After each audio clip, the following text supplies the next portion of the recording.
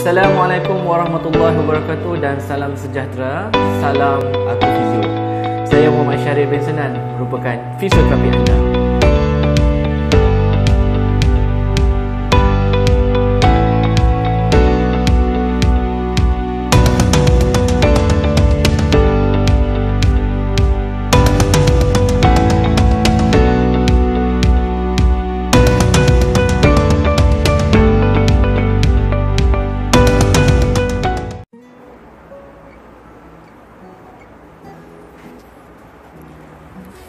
Assalamualaikum dan salam sejahtera. Salam Aku Fizio. Berjumpa kita lagi di dalam channel Aku Fizio. Hari ini tuan-tuan dan puan-puan, saya nak bincangkan satu topik yang boleh dikatakan sangat-sangat membina, sangat-sangat membantu, iaitu bengkak kaki di waktu pagi. Tuan-tuan dan puan-puan, kenapa bengkak kaki ini boleh terjadi di waktu pagi?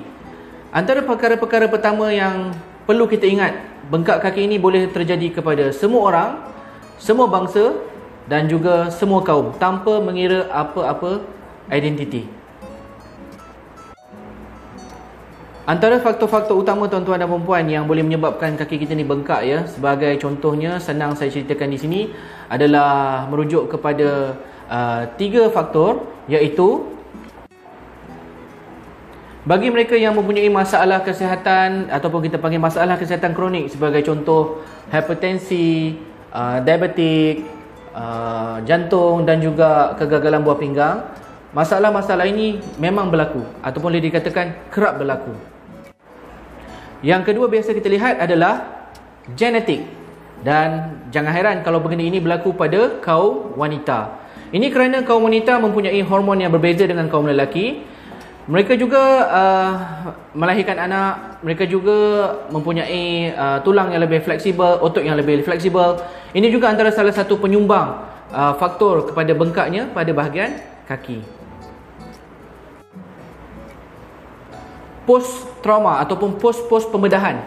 Sebagai contoh, bagi pesakit-pesakit yang pernah melakukan pembedahan pada bahagian kaki, patah tulang. Kalau kita lihat yang mereka pasang antena, ya, kalau bagi saya dekat hospital dulu, saya katakan antena TV3 untuk mudah difahami. Antara contoh penukaran-penukaran sendi di bahagian peha, di bahagian lutut, pembedahan melibatkan artroskopi, pembedahan melibatkan penukaran-penukaran ligamen. Ini juga merupakan penyumbang kepada bengkaknya pada bahagian kaki.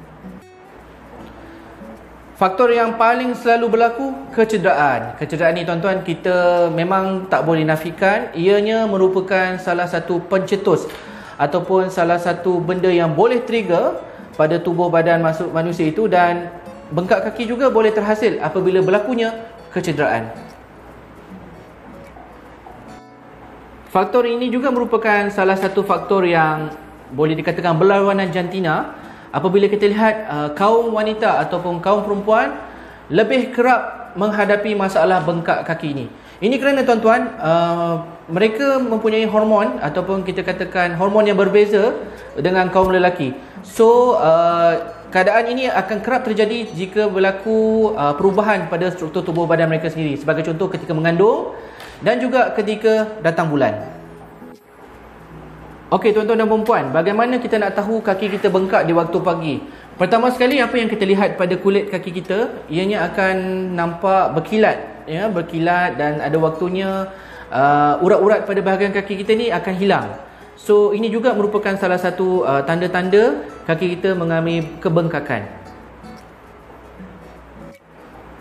Selain daripada itu tuan-tuan, kita akan melihatnya secara visual. Secara visual ni adalah tubuh badan kita sendiri, kan? Takkan kita rasa macam tak biasa lihat keadaan tubuh badan kita. So apabila kita lihat kaki kita, jari-jari kaki kita nampak bengkak, jari-jari kaki kita rasa macam keras untuk dibengkokkan, mungkin itu juga merupakan salah satu tanda-tanda yang berlakunya pembengkakan pada bahagian kaki.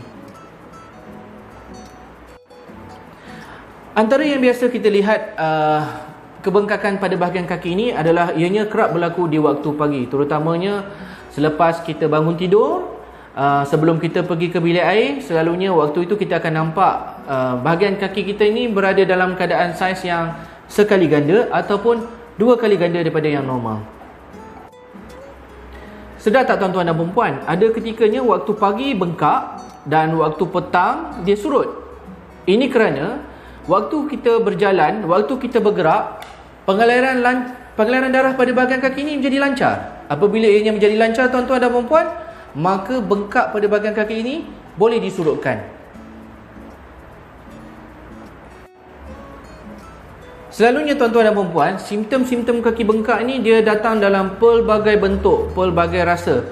Tetapi antara perkara-perkara yang selalu diberitahu oleh pesakit kepada saya, yang pertama sekali, kaki mereka akan rasa seperti kebas, rasa seperti lemah, dan juga deria rasa mereka semakin berkurangan. Antara perkara yang perlu tuan-tuan pastikan, bengkak kaki ini adalah bengkak yang biasa ataupun bengkak yang bukan biasa, atau boleh dikatakan bengkak yang berbahaya. Kita lihat daripada segi apabila bengkak itu kita tekan, ya tuan-tuan.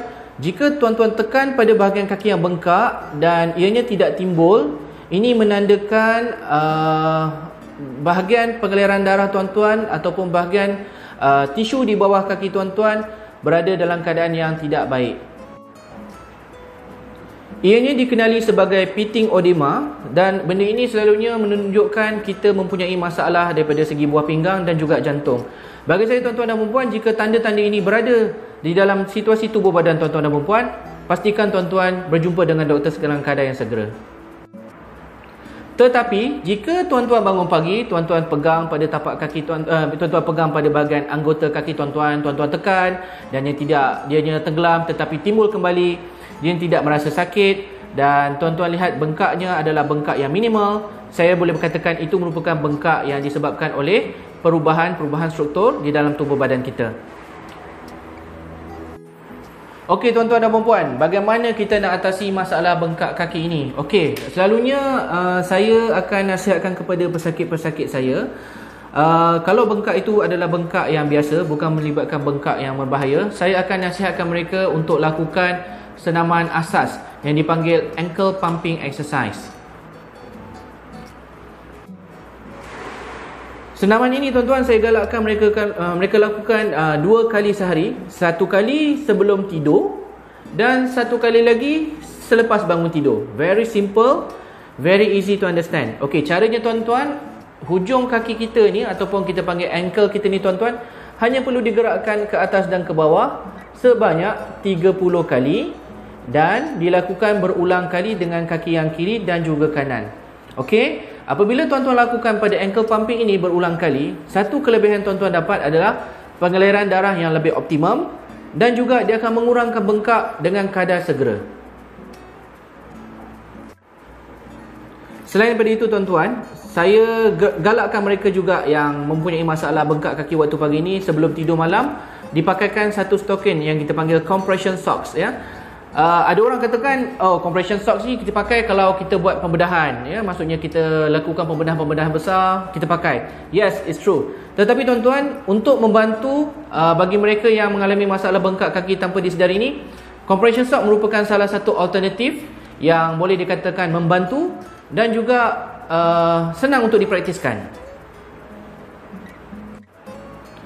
Cara yang famous tuan-tuan, cara yang paling mudah, paling murah dan tidak membebankan, elevations. Okey, caranya senang. Apabila kita tidur tuan-tuan dan perempuan, sekurang-kurangnya bahagian anggota kaki kita ini kita tinggikan daripada aras jantung kita. Maksudnya bahagian kaki itu kita letaklah 2 bantal, ya. So kita letakkan kaki kita masa kita tidur. Sebelum tidur tu rajin-rajin sikit gerak-gerakkan hujung kaki atas dan bawah supaya darah itu mengalir dengan lancar. Ini juga boleh membantu tuan-tuan mengurangkan bengkak kaki di waktu pagi. Saya juga menasihati pada pesakit-pesakit saya ataupun kepada keluarga saya sendiri yang mempunyai masalah bengkak kaki ni. Antara salah satunya, kalau kita mandi, kalau kita ada pancuran air panas ataupun air suam, pada bahagian pergelangan kaki itu kita lakukan tuaman air suam ini sekurang-kurangnya dalam 30 saat, sambil bahagian ankle ataupun pergerakan bahagian kaki kita gerak-gerakkan dia tuan-tuan. Ini tujuannya supaya pengaliran darah kita menjadi lancar dan dia akan mengurangkan simptom-simptom bengkak pada bahagian kaki kita juga. Okey tuan-tuan dan puan-puan, itu adalah merupakan perkongsian tips yang ringkas daripada saya. Apa yang saya harapkan, segala perkongsian ini tuan-tuan boleh mendapat sedikit gambaran, boleh mendapatkan sedikit fakta bagaimana untuk mengatasi masalah-masalah ini tanpa merasa risau, ya. Tetapi tuan-tuan, nasihat saya, jika perkara-perkara ini melibatkan kesihatan tuan-tuan dan puan-puan, dapatkan nasihat-nasihat daripada doktor dan juga daripada fisioterapi yang bertauliah. Sekian daripada saya. Terima kasih. Salam Aku Fizio.